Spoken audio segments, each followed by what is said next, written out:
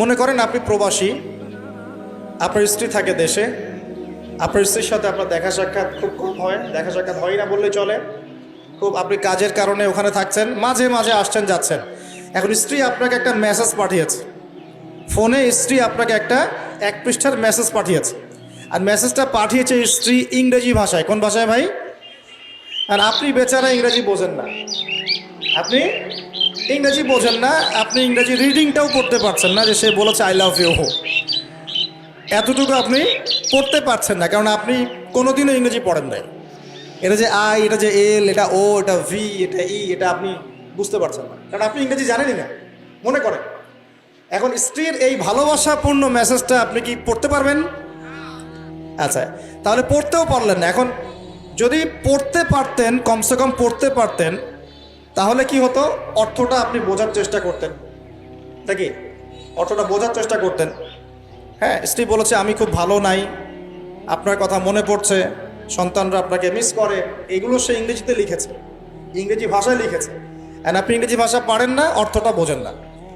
তার লেখাগুলো হয়তো আপনি টুকটাক একটু পড়তে পারছেন, হ্যাঁ, কিন্তু আপনি কি তার অর্থটা উঠাতে পারবেন? অর্থ যদি উঠাতে না পারেন, স্ত্রী যে এত প্রেম, ভালোবাসা, মহব্বতের সাথে একটা চিঠি লিখলো আপনাকে, আপনি কি সেই চিঠির হক আদায় করতে পারলেন? এবার আপনি বোঝেন, আল্লাহ রাব্বুল আলামিন আমাদেরকে এই দুনিয়াতে সফল হওয়ার জন্যে আর পরকালে জান্নাত পাওয়ার জন্য এই কোরআনটা নাজিল করেছে।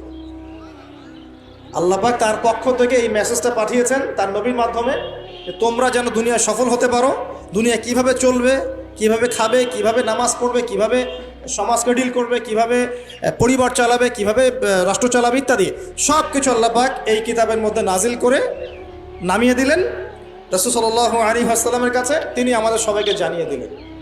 আর বেচারা আমি যদি এই ভাষাও না বুঝি আর এটা পড়তেও না জানি, আমি কি আল্লাহ পাকের সেই মহব্বতের হক আদায় করতে পারবো? এটাই হলো আমাদের উম্মার এখন সবচেয়ে বড় সমস্যা। আমরা আল্লাহ পাকের কিতাবের হক আদায় করতে পারি না। কেমন করে পারবো? কিতাব তো পড়তেই পারি না। আর অনেকে মনে করে এই কিতাব আমার পড়ার দরকার নাই, আলেম ওলামারা পড়লেই হবে, তাই না? এমন মানসিকতা আছে না? আরে ভাই আমি এত বুঝি না, আমি সাধারণ মুসলমান, হ্যাঁ, আমার এত সময় নাই, পরিবার আছে, ব্যবসা আছে, আমি খালি হাইয়া আলা সালাহ বললে মসজিদে যাব, ব্যাস বাসায় চলে আসবো। এরকম মুসলমান দিয়ে আল্লাহর জমিনে আল্লাহর দিন প্রতিষ্ঠা হবে না। এরকম মুসলমান দিয়ে আল্লাহর জমিনে আল্লাহর দিন প্রতিষ্ঠা হয় না। আল্লাহ পাকের জমিনে আল্লাহর দিন প্রতিষ্ঠা হয় কাদের দ্বারা? যারা জ্ঞান অর্জন করে, জ্ঞান অনুযায়ী আমল করে, শরীয়তের গভীর জ্ঞান অর্জন করে, ওই জ্ঞানটাকে মানুষের মধ্যে ছড়ায় দেয়, দিনের দাওয়াতি কাজ করে, হালাল খায়, পরিবারের মধ্যে দিন প্রতিষ্ঠা করে, নামাজ কায়েম করে ইত্যাদি, মানুষকে ঐক্যবদ্ধ করার চেষ্টা করে, ইসলামকে একটু একটু করে এগিয়ে নেয়। যাদের এসব নিয়ে কোনো ফিকিরই নাই, তাদের দ্বারা কি দিন প্রতিষ্ঠা লাভ করবে?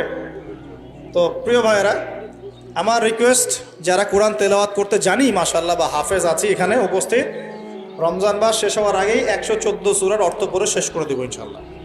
রাজি আছেন ইনশাআল্লাহ? আল্লাহ পাক আমাকে, সবার আগে আমাকে তৌফিক দান করুন, এরপর আপনাদের সবাইকে তৌফিক দান করুন। কয়টা ওয়াদা করলেন আজকে? মনে আছে তো? আচ্ছা, 10টা ওয়াদা নিব আপনাদের কাছে আজকে ইনশাআল্লাহ। 4 নাম্বার হচ্ছে, আমার সাথে ওয়াদা করেন, এই যে মেরাজের রাত চলে গেল, যদিও ভাই তারিখটা নিয়ে অনেক পক্ষে বিপক্ষে কথা আছে, একদম স্পেসিফিকলি এটা বলা খুব ডিফিকাল্ট যে এই রাতেই হয়েছিল।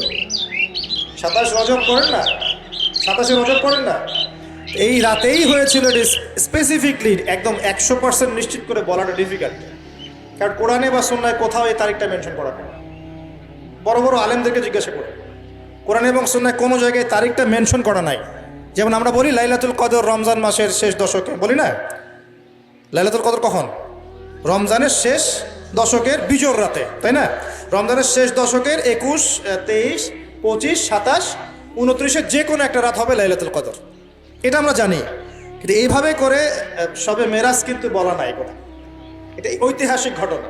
যাই হোক, এই শবে মেরাজে রাসূল সাল্লাল্লাহু আলাইহি ওয়াসাল্লামকে আল্লাহ পাক তার আরশের কাছাকাছি নিয়ে আল্লাহ পাক যে কথাবার্তা বলেছেন, আল্লাহ পাকের সাথে তিনি যে কথা বলেছেন, আল্লাহর নূর দেখেছেন, আল্লাহ দিদার লাভ করেছেন।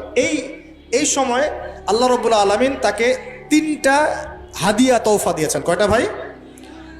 গৌরের সাথে শোনেন, মনোযোগ দিয়ে শোনেন। 3টা হাদিয়া দিয়েছেন। এক, আল্লাহ পাক আমাদের নবীকে দিয়েছেন 50 ওয়াক্ত নামাজ। কত ওয়াক্ত? এই 50 ওয়াক্ত নিয়ে তিনি আসছিলেন। আস্তে আস্তে 5ম আসমানে দেখা হয়েছে নবী মুসা আলাইহিস সালামের সাথে। কোন নবী? মুসা আলাইহিস সালাম নাম তো জানেন। কোরআনে সবচেয়ে বেশি কোন নবীর নাম এসেছে এটা জানেন তো? হয়তো অনেকে জানতেন না। কোরআনে কিন্তু সবচেয়ে বেশি আমাদের নবীর নাম আসেন। কোরআনে সবচেয়ে বেশি এসেছে নবী মুসা আলাইহিস সালামের নাম, প্রায় 137 জায়গায়। কত জায়গায়? আরও কম বেশি হতে পারে, এটা আমাদের ছোট্ট গবেষণা, আল্লাহু আ'লাম বিসওয়াব। তো কারণ কোরআন খুললেই দেখবেন মুসা আর ফেরাউন, মুসা আর ফেরাউন আছে না? এখানে একটা প্রশ্ন করে রাখি, পরে উত্তর দিবেন। কেন কোরআনে মুসা আলাইহিস সালাম আর ফেরাউনের ঘটনা এত বেশি বর্ণিত হয়েছে? এটা ভাবতে থাকেন, পরে উত্তর দিবেন। কেন কোরআনে নবী মুসা আলাইহিস সালাম এবং ফেরাউনের নাম এত বেশি, এতবার কেন এই ঘটনা বলা হয়েছে? কোরআনে কি আল্লাহ শব্দের কোনো অপচয় করতে চান? তাহলে এতবার করে একটা কথা কেন বলছেন? আর কোরআনে কি আল্লাহ পাক অহেতুক কিছু নাযিল করেন না? নিশ্চয়ই পিছনে কোনো কারণ আছে বলেই করেন। কোনো কারণ ছাড়া কি আল্লাহ পাক কোনো কাজ করেন? আচ্ছা, তার মানে এর পিছনে কোনো কারণ আছে। এই যে একটা সূরা আপনারা পড়েন, সূরা আর রহমান। সূরা আর রহমানের মধ্যে পড়েন না, আর রহমান আল্লামাল কোরআন খালাকাল ইনসান আল্লামাহুল বায়ান, পড়েন না? আচ্ছা, এই সূরার মধ্যে 31 বার এসেছে ফাবিআইয়ি আলাই রাব্বিকুমা।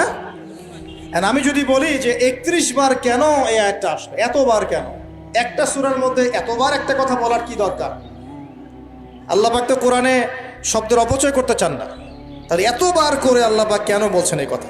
এই দুটো উত্তর আলোচনা শেষে আমি যুবকদের কাছ থেকে শুনবো ইনশাআল্লাহ। ভাবতে থাকেন, সূরা আর রহমানে কেন এতবার ফাবিআইয়ি আলাই রাব্বিকুমা তুকাযযিবান বলা হয়েছে, এবং মুসা এবং ফিরআউনের ঘটনা এতবার কেন এসেছে? আমাদের উম্মাহকে আল্লাহ কি শেখাতে চাচ্ছে? ভাবার বিষয় আছে কিনা ভাই? কোরআন নিয়ে মানুষ ভাববে কখন? যখন পড়বে, বুঝবে, তখন তো ভাববে নাকি? একটা বিষয় যখন পড়ে, বুঝে, গবেষণা করে, তখন না মাথায়গুলো খেলে। আর কোরআন তো সেই খুলেছিলাম বাবা মারা যাওয়ার সময়, বাবার মৃত্যুবার্ষিকীতে, বাবার 40 দিনের দিন। হ্যাঁ, ওই যে কবে আমার ছেলে অসুস্থ হয়েছিল, ওই দিন কোরআন খুলে ঝাড়ফুঁক করেছি। এগুলোই তো কোরআনের সাথে আমাদের সম্পর্ক। একটু চেক করে দেখেন, লাস্ট কত মিনিট আগে আপনি হোয়াটসঅ্যাপ চেক করেছেন, দেখবেন আধা ঘন্টা আগে। লাস্ট কত ঘন্টা আগে আপনি ইউটিউব চেক করেছেন, দেখবেন 1 ঘন্টা আগে চেক করেছেন। লাস্ট কত ঘন্টা আগে আপনি ফেসবুক স্ক্রল করেছেন, দেখবেন 10 মিনিট আগে, 15 মিনিট আগে, 20 মিনিট আগে। এমন আমলনামা স্ক্রল করে দেখেন লাস্ট কবে কোরআন খুলেছিলেন। বুঝতে পারেননি কথা? কবে শেষ কোরআন খুলে দেখেছেন? কে কবে শেষ কোরআন খুলে দেখেছেন? কোরআনের সাথে যদি এমন সম্পর্ক হয়, হে মুসলিম জাতি, আমাদের আল্লাহর গজব থেকে বাঁচার কোনো সম্ভাবনা নেই। আল্লাহ পাক আমাদেরকে কোরআনের সাথে সম্পর্ক করার তৌফিক দান করুন। যে কোরআনের সাথে সম্পর্ক করতে পেরেছে, সে সরাসরি আল্লাহর সাথে সম্পর্ক করতে পেরেছে। যার সাথে কোরআনের সম্পর্ক নাই, সে আল্লাহর মারেফত থেকে বহু দূরে অবস্থান করছে। আল্লাহর মারেফত এইভাবে পাওয়া যায় না, অনেক ত্যাগ তিতিক্ষার মধ্য দিয়ে পেতে হয়। আল্লাহ পাকের মারেফত পাওয়ার সবচাইতে শ্রেষ্ঠ মাধ্যম হচ্ছে কোরআনুল কারীম। এছাড়া এর চেয়ে শ্রেষ্ঠ কোনো মাধ্যম নাই। হ্যাঁ, সালাত আছে, সেটা একটা ইবাদত, কিন্তু এটা হচ্ছে বিধান। এই বিধান এবং এর তেলাওয়াত, আল্লাহ পাকের কালাম, এর মধ্য দিয়ে আল্লাহ পাকের মারেফত লাভ করা যাবে ইনশাআল্লাহ তাআলা। আল্লাহর সাথে আপনি সরাসরি কথা বলতে পারবেন। আপনি কি আল্লাহর সাথে কথা বলতে চান না? আল্লাহ পাক কি বলছেন, কেন বলছেন, আপনার সাথে আপনার প্রতি আল্লাহ পাক কি নসিহত করছেন, আপনি কি জানতে চান না, শুনতে চান না? মুসা আলাইহিস সালাম 5ম আসমানে আমাদের নবীকে বলছেন 50 ওয়াক্ত নামাজ আপনার উম্মত পড়তে পারবে না, আপনি কমিয়ে নিয়ে আসেন। আমার উম্মতকে 2 ওয়াক্ত নামাজ দেয়া হয়েছিল, পড়তে পারে নাই। তার উম্মতের নাম কি? মুসা আলাইহিস সালামের উম্মতের নাম কি বলেন? বনু ইসরাইল। কিন্তু বনু ইসরাইল তারও আগ থেকেই ছিল। বনু ইসরাইল বলা হয় ইয়াকুব আলাইহিস সালামের বংশধরদেরকে। মুসা আলাইহিস সালামের কওম দাবি করে, এখন যারা ইহুদি তারা দাবি করে যে আমরা মুসা আলাইহিস সালামের কওম। কিন্তু সত্য কথা হচ্ছে যে যারা এই দাবিটা করে এরা সত্যিকারের বনু ইসরাইল নয়। এরা হচ্ছে ইউরোপিয়ান জিউস, ইউরোপ থেকে এসেছে এরা, এরা ইউরোপিয়ান জিউস, এরা সত্যিকারের বনু ইসরায়েল নয়, এটা মাথায় রাখবে। আচ্ছা, আর যারা বলে আমরা নাসারা বা খ্রিস্টান, এরাও সত্যিকারের খ্রিস্টান নয়। সত্যিকারের খ্রিস্টানরা কখনো 3 খোদায় বিশ্বাস করতো না। তারা বিশ্বাস করতো আল্লাহ ছাড়া কোনো ইলাহ নাই এবং আল্লাহ পাকের কোনো সন্তান নেই, তারা বিশ্বাস করত। তারা বিশ্বাস করতো ঈসা আলাইহিস সালাম আল্লাহর সন্তান নয়। সত্যিকারের খ্রিস্টান ছিল বাদশাহ নাজাশী। কি নাম? নাম শোনেন নাই মনে? বাদশাহ নাজাশী ছিল নবী সাল্লাল্লাহু আলাইহি ওয়াসাল্লামের সময় এমন একজন খ্রিস্টান শাসক যার রাজ্যে কেউ জুলুমের শিকার হতো না। মুসলমানরা একসময় সেই রাজ্যে আশ্রয় নিয়েছিল এই মুশরিকদের অত্যাচার থেকে বাঁচার জন্য। এই বাদশাহ নাজাশী মুসলমানদেরকে আশ্রয় দিয়েছিল, তাদের ভরণ পোষণ দেখাশোনা সব কিছু করেছিল। এই বাদশাহ নাজাশী যখন মারা যায়, আমাদের নবী নিজে তার গায়েবানা জানাজার নামাজ পড়েছে। তারা ছিল প্রকৃত খ্রিস্টান, যার সামনে জাফর রাদিয়াল্লাহু আনহু সূরা মারিয়াম তেলাওয়াত করেছিলেন। সূরা মারিয়ামের তেলাওয়াত শুনেই তিনি চোখ দিয়ে দরদর করে কান্না শুরু করেছেন। তো মনে রাখবেন, এখনকার ইউরোপিয়ান জিউসরা কিন্তু প্রকৃত বনু ইসরায়েল নয়, এটা মাথায় রাখবেন। তারপরে সামনে যান। তো মুসা আলাইহিস সালাম কমাতে চাপ দিচ্ছেন। নবী সাল্লাল্লাহু আলাইহি সাল্লাম একবার যাচ্ছেন 50 থেকে 45, 45 থেকে 40, 40 থেকে 35, এই করতে করতে করতে করতে 5 ওয়াক্ত নামাজ হলো। কত ওয়াক্ত? 5 ওয়াক্ত। এবার মুসা আলাইহিস সালাম বলছেন আরও কমায় নিয়ে আসেন, আমার উম্মত 2 ওয়াক্ত নামাজ পড়তে পারে নাই, আপনি আরও কমিয়ে নিয়ে আসেন। তখন নবী সাল্লাল্লাহু আলাইহি ওয়াসাল্লাম বলছেন, আমি আমার রবের কাছে এই আরজি পেশ করতে লজ্জা বোধ করছি। কি বোধ করছি? লজ্জা বোধ করছি।